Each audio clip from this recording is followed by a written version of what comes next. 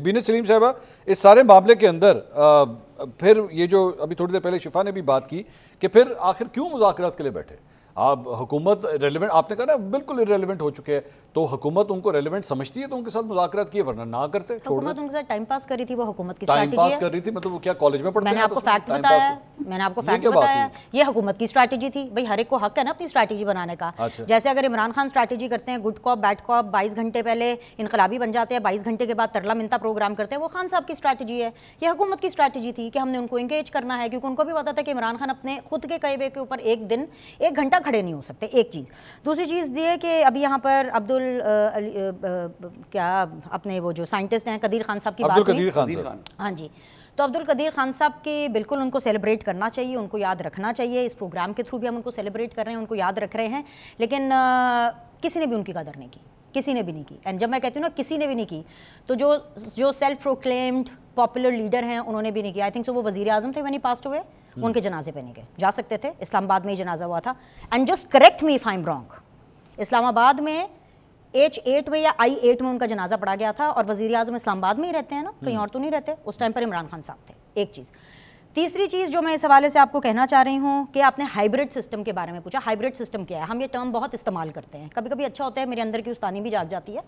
Hybrid system ये होता है कि जब आप बेसिकली दो एलिमेंट्स को कंबाइन करके एक अच्छा आउटकम चाहते हैं। इमरान खान के हाइब्रिड सिस्टम को इसलिए ताने मिलते थे क्योंकि जब उन्होंने ओथ लिया, ओथ लेने के बाद चले ये शोर गुल में पता नहीं चला कि उनको कोई प्राइम मिनिस्टर सेलेक्ट कर रहा है और वो उसी के ऊपर खुश हो रहे हैं, चले कोई बात नहीं। लेकिन जब उन्होंने मुर्गे, कट्टे, अंडे, आलू जो अपना पहला उन्होंने अपना प्लान बताया, तो उसके अंदर उनकी इनकॉम्पिटेंसी झलकी। तो वो तो हाइब्रिड बहुत ही डिजास्टर था कि combination to do something good, वो तो उल्टा बुरा हो रहा था। फिर जहां जहां वो जा रहे थे वो पाकिस्तान के लिए बुरा नाम कमा रहे थे, और सारा काम उस टाइम पर जनरल बाजवा कर रहे थे। 3.5 साल में कोई अच्छा काम नहीं किया, कोई अच्छा काम नहीं किया, कोई खान साहब कोई एक मतलब एक भी 5 में से कोई चीज, कौन सा काम? आप भी जर्नलिस्ट से बता दें मुझे। नहीं, मुझे तो लगता है उन्होंने कोई अच्छा काम नहीं किया। क्या उन्होंने अच्छा काम किया? चले वो क्लेम करते हैं मिसाल के तौर पे कोविड। नहीं, मैं बता सकता हूं, मैं बताऊं? जी रावी साहब से पूछ लें। जी बताइए। हसन अय्यूब साहब जी देखिए, अच्छा उन्होंने किया जी कि जिस शख्स ने NCOC डिजाइन किया कोविड का, डॉक्टर तौकीर शाह, उनको हेल्थ में लाए एज ए सेक्रेटरी, और फिर प्रेशर आकर अपने सोशल मीडिया के ऊपर उनको जो है वो ट्रांसफर कर दिया। हालांकि पोस्टिंग से पहले आप डॉक्टर तौकीर ने आजम खान साहब से कहा था कि जनाब अगर मुझे लाना है तो फिर मुझे आपने जो है काम करने दें, प्रेशर आएगा तो मुझे कल आप ट्रांसफर कर देंगे। तो फिर वही हुआ, 4 दिन भी उनको जो है वो काम नहीं करने दिया। हाँ, लेकिन NCOC का सारा क्रेडिट उन्होंने खुद लिया। ठीक। अच्छा, मैं अपनी बात मुकम्मल कर लूं? जी करें आप। तो ये जो शहबाज सरकार वाला हाइब्रिड सिस्टम जिसको हाइब्रिड कहा जा रहा है, ये हाइब्रिड नहीं है। Allow me to explain. Yes, I will tell you, and you are a logical person, you will be convinced by this logic. सबसे ज्यादा सीटें किसकी थी इस इलेक्शन में? इंडिपेंडेंट सुन्नी इत्तेहाद काउंसिल की। चले, Sunni Ittehad council, okay, I take your take. Nawaz Sharif sahab आए, विक्ट्री स्पीच उन्होंने की, उन्होंने कहा जिसकी जितनी सीटें हैं उस हिसाब से हुकूमत बनाए। खुली ऑफर थी, टेलीविजन के सामने, मेरे कान में तो आके नहीं बताया, आपके भी कान में आके नहीं बताया, सबके सामने ऑफर दी।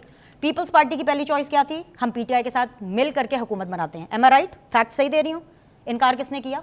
क्योंकि कोई शख्स अडयाला में था और उसने इलेक्शन नहीं लड़ा, और क्योंकि वो वजारत उज़्मा में नहीं जाएगा तो वो किसी और को भी नहीं जाने देगा, तो उसने कहा ठीक है भाई बना लो। So this is not a hybrid system, this is a necessary system जो कि आउट ऑफ नेसेसिटी बना। बिकॉज अगर कोई बल्ली लेने के लिए तैयार नहीं था कि इस ऑलमोस्ट दिवालिये की नहज पर इस मुल्क की नाव को कौन आगे लेकर के जाएगा, सो नून लीग ने कहा ठीक है जी हम ले जाते हैं। सो this is not a hybrid system. वो इमरान खान वाला 100% हाइब्रिड था। एक्चुअली समझती हैं इट इज सो सिंपलिस्टिक, ये वाकई इतना सिंपलिस्टिक है कि उन्होंने कहा मैं नहीं करूंगा, उन्होंने कहा अच्छा तुम कर लो, फिर अच्छा भी है चलो फिर हम दोनों रह गए, चलो हम दोनों ही बारी लगा लेते हैं। कॉम्प्लेक्सिटीज, ये वाकई इतना कॉम्प्लेक्सिटीज आप बता दें, या आप मुझे कन्विंस करेंगे या मैं आपको कन्विंस करेंगे। यहाँ पे मैं बताता हूँ, यहाँ पे हरी झंडी लाल झंडी का कोई कॉन्सेप्ट नहीं है। पाकिस्तान की जमहूरियत में किसको अप्रूवल मिलती है, कौन हुकूमत बना सकता है, कौन नहीं बना सकता, प्राइम मिनिस्टर कौन बनेगा, कौन नहीं बनेगा, किसको जो है वो टिक मार्क मिलता है नहीं मिलता, ऐसा कोई सिस्टम ही नहीं आपके ख्याल में पाकिस्तान पहले होता था। यहाँ पे पाकिस्तान में जितने वजीर आजम बने हैं, चाहे वो जफरुल्लाह जमाली हो, चाहे बेनज़ीर भुट्टो हो, नवाज शरीफ हो, शाहिद खान अब्बासी हो, उनकी फाइल कहीं से प्रूव नहीं होती, बस वो आप किसी ने चूज किया और यूं करके बन गए। होती है, माजी में ऐसे ही होता रहा है। अच्छा, अब नहीं होता? माजी में ऐसे ही होता रहा है, अब उसकी इंटेंसिटी में कमी आ गई। शहबाज शरीफ एक मजबूरी के वजीर आजम है।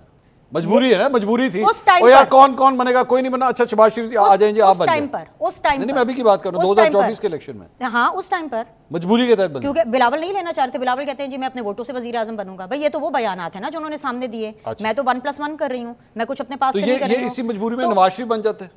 अगर इतनी मजबूरी थी तो नवाज शरीफ वज़ीर आज़म बन जाते, वो क्यों नहीं बने? वो नहीं बनना चाहते होंगे कमजोर वज़ीर आज़म, वो कमजोर वज़ीर आज़म उस टाइम पे नहीं बनना चाहते होंगे। बट शहबाज शरीफ कमजोर वज़ीर आज़म उस टाइम पर 2024 के शहबाज शरीफ में और 2025 के शहबाज शरीफ में जमीन आसमान का फर्क है। उस वक्त कमजोर थे, ताकतवर हो गए। एब्सोल्युटली, एब्सोल्युटली, क्योंकि उन्होंने अपनी सियासत को पीछे करके एक एडमिनिस्ट्रेटिव रोल को इस तरीके से अपनाया कि वो सबको साथ लेकर के चल रहे हैं। Everybody is happy and this is coming mutual. ये भी मैं अगेन 100% इंफॉर्मेशन की बुनियाद पे कह रही हूँ कि अगर आप बड़े बड़े इदारों के हलकों में जाए ना, जो भी बड़े बड़े इदारे हैं, कोर्टों के इदारे हों, फौजियों के इदारे हों, जो भी बड़े बड़े इदारे हैं, आप उनके हलकों में जाए ना तो रिस्पेक्ट और एडमायरेशन म्यूचुअल है। ऐसा नहीं है कि मैंने उसको बोल दिया, उसने कहा कमाल, आप तो कमाल कर रहे हैं। एक तरफा मोहब्बत नहीं है। अच्छा, the admiration, the respect is mutual.